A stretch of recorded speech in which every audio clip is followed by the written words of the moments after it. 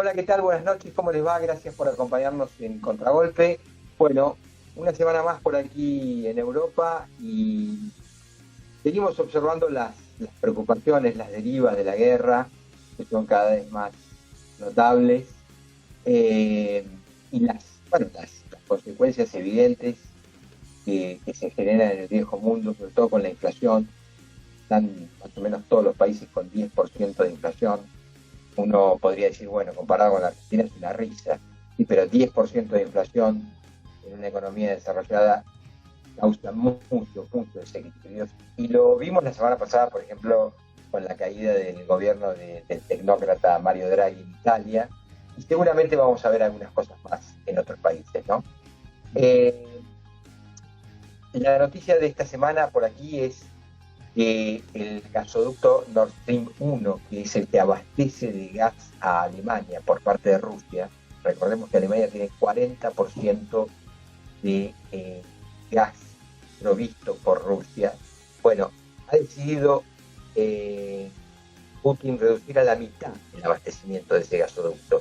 Estaba en reparación, se puso en funcionamiento, pero de un día para otro cortó a la mitad el abastecimiento. Quiere decir que el gas es una herramienta de presión notable, ¿no? Nos llama la atención varias cosas. Estuvimos viendo unas encuestas, por ejemplo, de la opinión pública italiana. El 56% de la opinión pública italiana ya no ve con buenos ojos apoyar a carta cabal a Ucrania, y se empieza a preguntar cuál es el sentido de esta guerra. Es decir, los tejidos, los pegamentos de la Unión Europea dan la impresión que empiezan a crujir. Y otro dato que nos parece interesante de señalar, nosotros veníamos diciendo que se le abría al argentino la oportunidad geoestratégica única. Es cierto que cuando vivís en un auténtico caldero, en un infierno como el que está pasando en la Argentina, el árbol te tapa el bosque, pero creemos de verdad que la oportunidad estratégica, sobre todo en temas de energía, van a ser notables para el futuro. Este dato, la verdad, nos llamó la atención. El canciller ruso Lavrov está de gira por África. Fue a Egipto, República del Congo, el Congo, a agradecer la neutralidad de estos países africanos y a ofrecer colaboración. Y el presidente francés Macron también está en África. Está visitando Camerún, Guinea-Bissau. Quiere decir, ya esto de países periféricos ya no son tan periféricos. Se empiezan a formar parte, no digo de cierta centralidad, pero por lo menos de mucha atención. Veremos cosas nuevas en este auténtico mapa redefinido de Guerra Fría. Por supuesto vamos a entrar ahora con Rodrigo a conversar sobre la Argentina, una situación bastante caótica y volcánica, y vamos a charlar también, bueno, no solo de los posibles cambios en el gobierno que se conversan por estas horas, por una serie de cuestiones técnicas. Nosotros estamos grabando esta semana un poco adelantado, el día miércoles. Así que tal vez jueves, viernes para la Argentina pueda ser, no sé, un año de otros países. Así que veremos qué tanto cambian las cosas de aquí al sábado. En un minuto con Rodrigo Esteves empezamos a analizar todas estas cuestiones.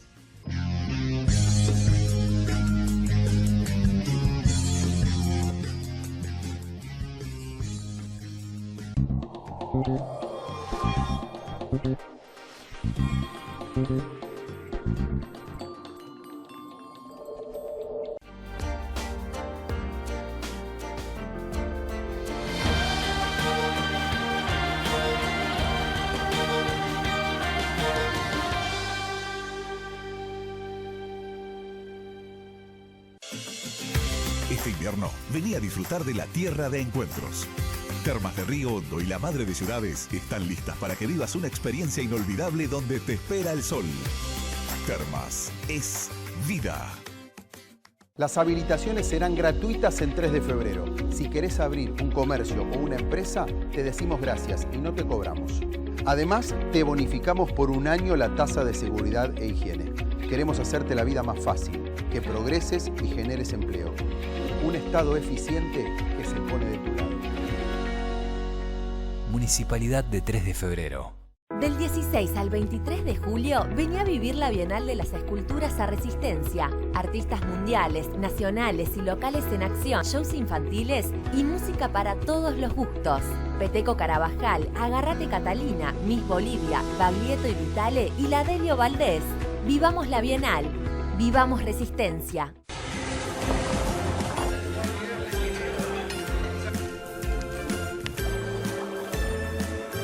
Este invierno te esperamos en San Juan para que te encuentres con todo eso que te hace bien. San Juan, renueva tu energía. En el Banco Ciudad queremos que manejes tu dinero cada día más fácil. Por eso en el Ciudad tenés todo para tener todo en el Ciudad. ¿Tengo cómo pagar mi parte si salís en FT? Sí, claro. Les envías dinero a tus amigos al celu y listo. Te mando mi parte. Me quedé a gamba. Tranqui. Con la app Ciudad cargas tu tarjeta de viaje en 5 segundos.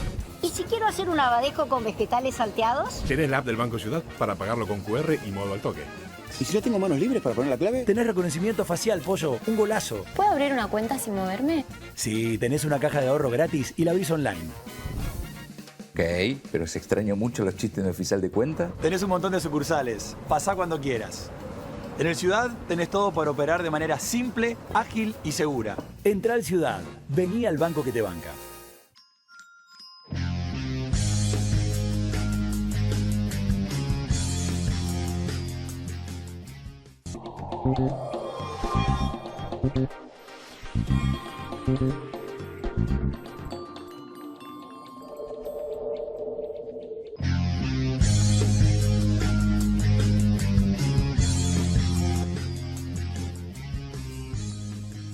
Hola Rodrigo, ¿qué tal? ¿Cómo estás? Muy buenas noches, ¿cómo te va, Roberto? ¿Cómo estás vos? Te confieso algo, esta imagen que hoy tenés de ventanas abiertas y ventilador son abismales de las de Buenos Aires, que ha sido una semana de una humedad insoportable y de muchísima lluvia, es decir, nadie puede abrir su ventana porque se te llena de agua la casa en minutos, así que ha cambiado mucho la fisonomía de la ciudad frente a nosotros, que tenemos de tu lado el ventilador de techo dándole y dándole. Sí, además se ve clarito porque el calor es insoportable. Es un verano muy tórrido aquí en España. Y se está interesante sufriendo. lo que planteabas de la política europea, interesante todo este entrismo, entre paréntesis, con un marco completamente distinto del África, ¿no? Digamos, las noticias fuertes de África del siglo pasado fueron en gran medida todos los procesos de liberación, posteriormente fueron aquellos procesos de consolidación de algunos poderes, por cierto, muy demonizados por el Occidente, convengamos que también demonizados por Occidente y muchas veces también producto del ejercicio del poder despiadado, como el caso de Idi Amin en Uganda. Y por otro lado, y finalmente, creo que África en los últimos años terminó siendo este vertedero de conflictividades en lo que tiene que ver con el Mediterráneo, ¿no? África terminó todo el tiempo mediatizándose a partir de situaciones donde los gobiernos europeos que dan hacia el Mediterráneo tenían distintas políticas. El caso de Sánchez es una de ellas, por ejemplo, donde estás vos, que Sánchez tiene una política receptiva, digo, pero también hemos tenido la etapa berlusconiana o del reinado de la Liga del Norte, digo, en Italia muy expulsiva, digo, distintos procesos políticos enfrentados a lo que fue la primavera de ese norte africano que terminó llevándose cargada una dictadura como fue la dictadura libia, que tuvo muchos anclajes en Argentina, pero ya no nos metemos ahí. Decías esto, es muy interesante lo que planteas de África, porque habla de una relación y en algún lugar de un proceso de madurez de Europa frente a África. Digo, esto que hablas vos de este diálogo de tú a tú, como dicen allá en España, digo, me parece que habla de una Europa que empieza a dialogar y a reconocer a un continente al cual siempre tuvo por minimizado, amén de, convengamos, la colonización, la tragedia de la esclavitud y tantas otras cosas que sucedieron y de las cuales la historia ya nos permite dar cuenta fríamente. Sí, y volver a insistir en esto, es decir, si dos actores centrales de este conflicto que está atravesando al corazón de Europa se desplazan al África a buscar aliados, o a buscar mercados, o a intentar capturar recursos, bueno, quiere decir, insisto, que deberíamos mirarnos un poquito más porque la verdad es que la Argentina y su oferta energética es tan fabulosa y es tan penoso que la Argentina tenga una cuenta enormemente deficitaria, por ejemplo, en gas, por no tener desarrollados sus gasoductos. Entonces, no se puede extraer el gas porque no tenemos cómo conducirlo, que de verdad es un auténtico pecado. Es decir, que la Argentina esté afrontando la famosa restricción de la cuenta capital, la famosa restricción del sector externo, la falta de dólares, para que hablemos en criollo, en parte porque no tiene condensado su proceso de desarrollo nacional. Creo que es una asignatura que ya debería ser en serio transversal a las distintas sensibilidades políticas, ¿no? Es decir, va siendo hora que un experimento tal vez más vinculado al mercado, otro experimento tal vez más vinculado al Estado, bueno, achiquen diferencias y encuentren, como decía Alfonsín, comunes denominadores, ¿no? Si ya me parece que va siendo hora de que algunas cuestiones no se discutan más, ¿no? En la Argentina. Antes que volvamos a nuestro territorio, quería decirte lo siguiente, y viene muy a cuento de algo que vos planteaste acá hace ya algunos meses como una escena para revisitar, pero también como una alerta, y que en general nadie lo vio, y que tiene que ver con Zelensky y Ucrania. Ahora no hablemos del gas, vamos a hablar de una condición estética. Vos hablaste acá de un Zelensky que había impuesto hasta una dinámica vestimentaria en la campaña de Vox, y hablabas acá de una candidata en su momento andaluza, a la cual la suerte no la acompañó, pero que andaba con su camisa de fajina dando batalla electoral en el sur, en el extremo sur español, en esa mega región donde tantas cosas se resuelven. Bueno, esta semana la revista Vogue, sí, la revista Vogue, alguno va a decir, pero Rodrigo, ustedes empezaron a hablar de otro programa, no el programa de Canal Metro que veo siempre, no, la revista Vogue incorporó una nota impensada en otros tiempos, que fue la nota del binomio Zelensky. ¿Por qué el binomio Zelensky? Bueno, nosotros tenemos habitualidad con el binomio. Esta semana se cumplió 70 años de la muerte de Eva Perón. El general después trajo a Isabel y le hizo presidente. Tenemos el binomio Kirchner, aún en vigencia a su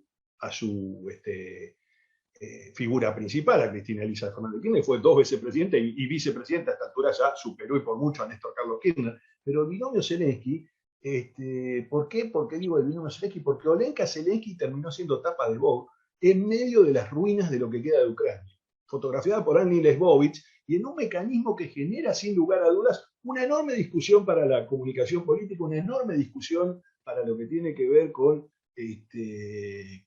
lo que se quiera decir en torno a una guerra, pero también, sin lugar a dudas, una imperiosa revisita de imágenes de la guerra que debemos reconocer que en los últimos días habían quedado fuera.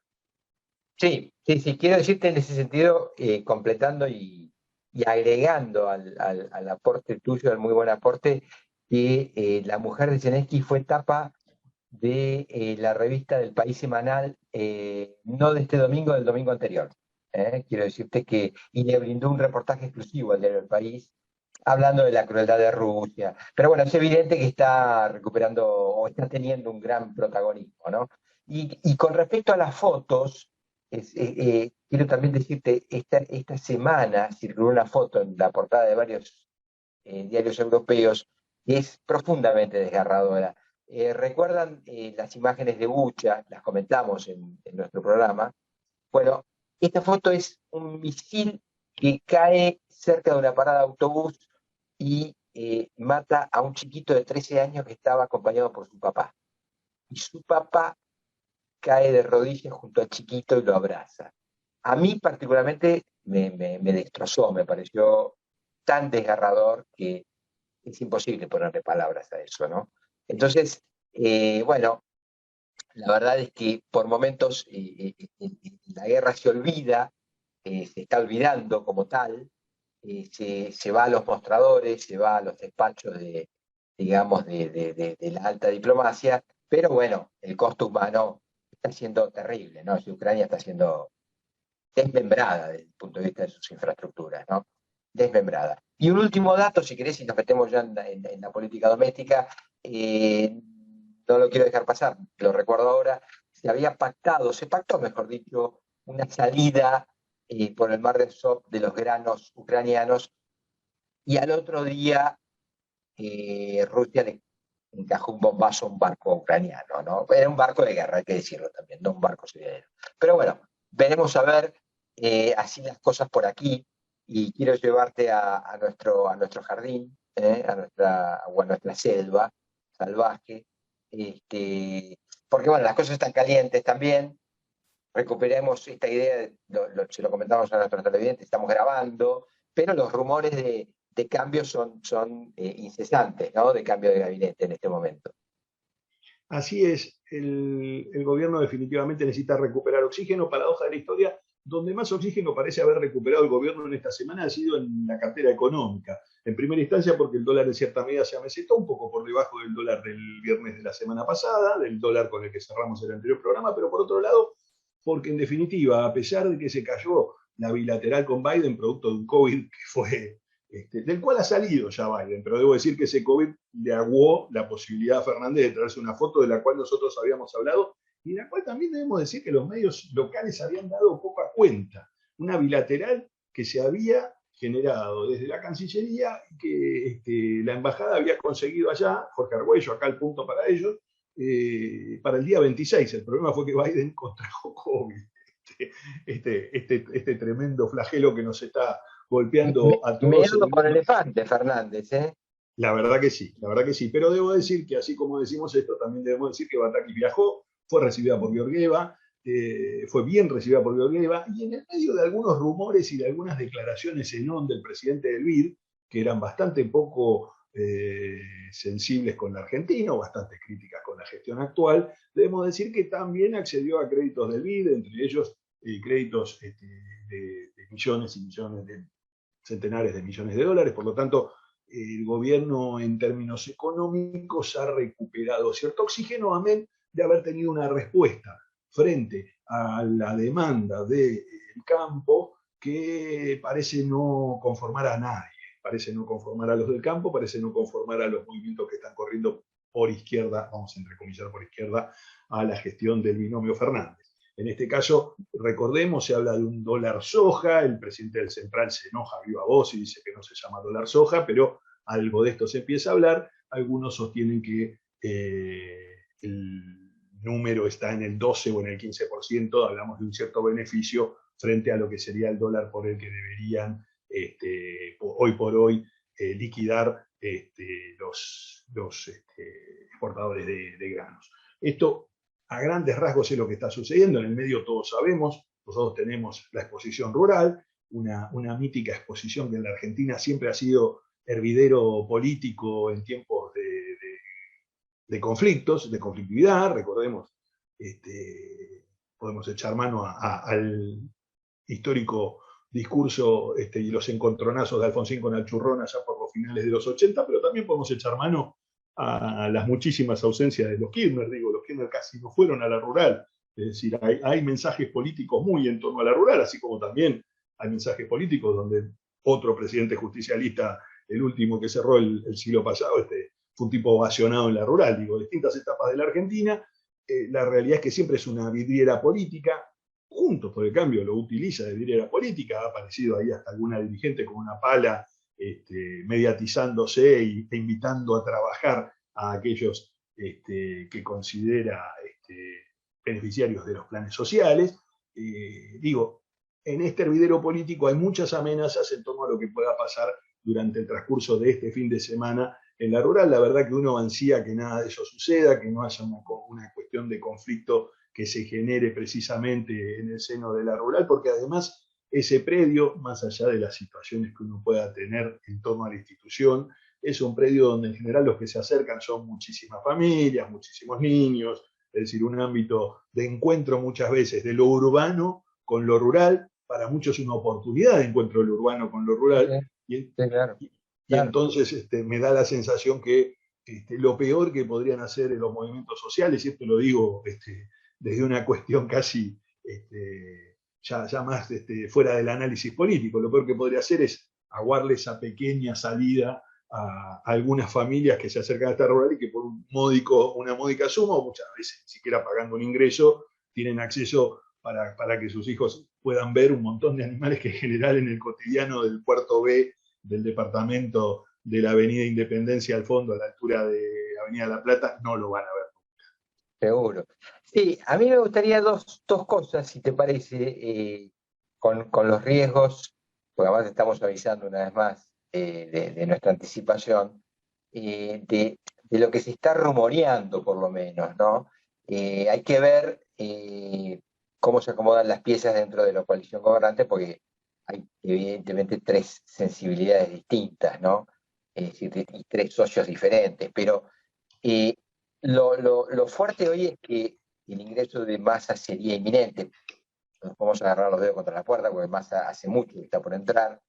Pero bueno, es como que lo de Batakis quedó corto para el denominado mercado, que se necesita ampliar el factor confianza y sorpresa, y entonces, una vez más, acá vuelve lo de Massa con un equipo que incluiría al Banco Central, a la FIP. Hay un escollo grande que es energía, porque ahí es donde el kirchnerismo y donde Cristina menos flexible se encuentra. Me parece que esa es una de las piezas del rompecabezas que hoy está como en duda, y hasta donde tengo información yo, estaría confirmada Batakis en economía, siempre con una figura superior que sería la de Massa como jefe de gabinete, ¿no?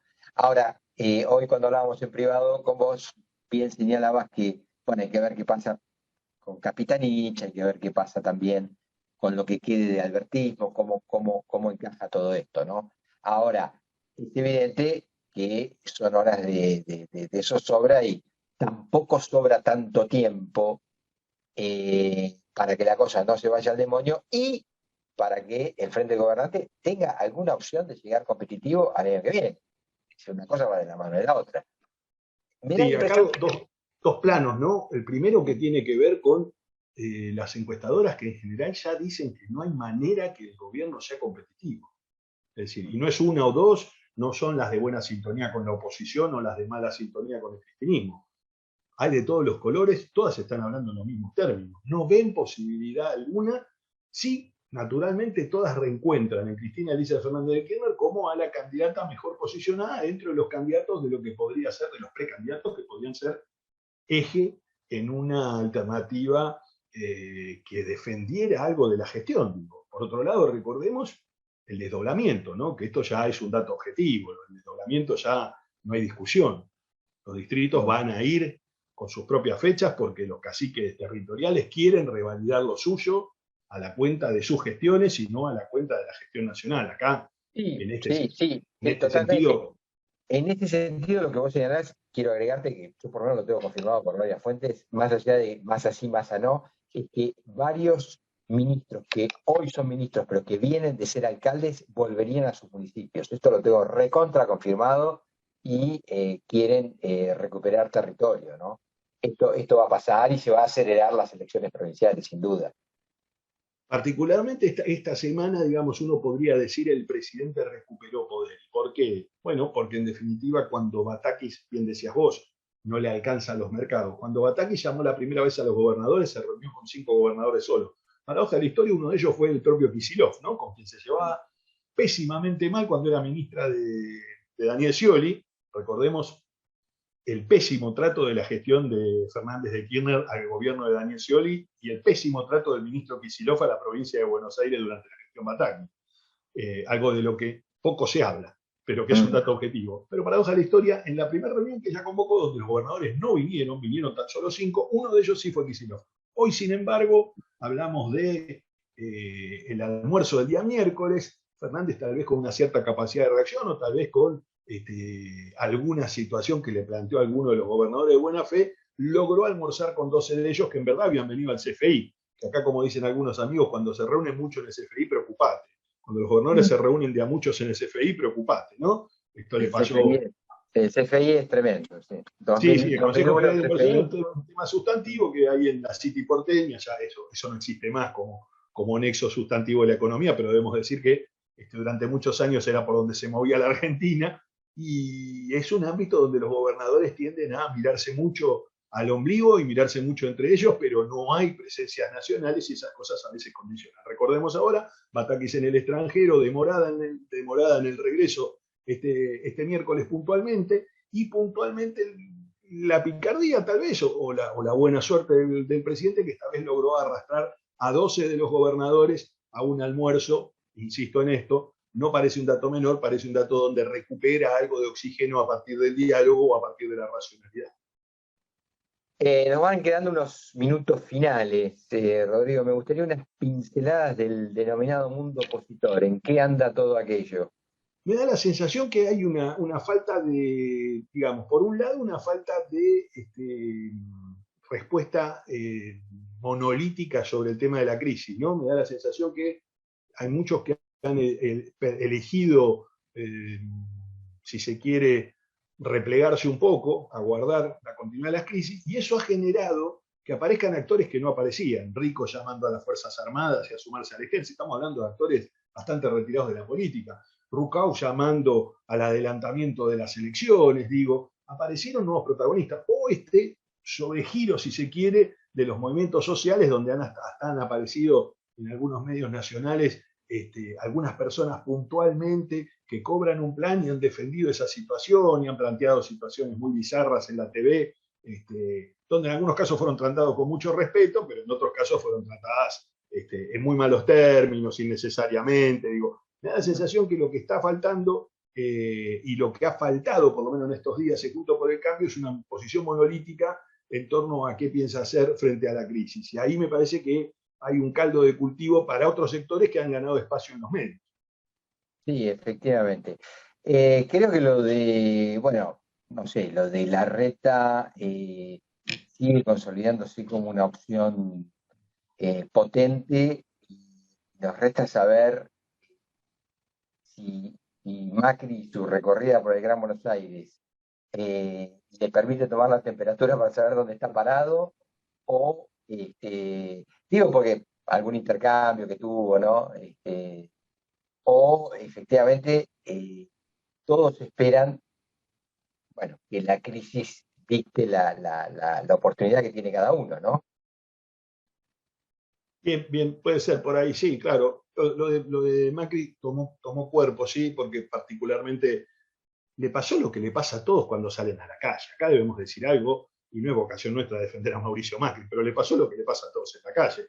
Si vos salís desnudo a la calle, y naturalmente siempre va a haber alguno que te va a pasar su factura. En este caso, sí. Fue un diariero, fue otro señor, bueno, la señora que le reclamó.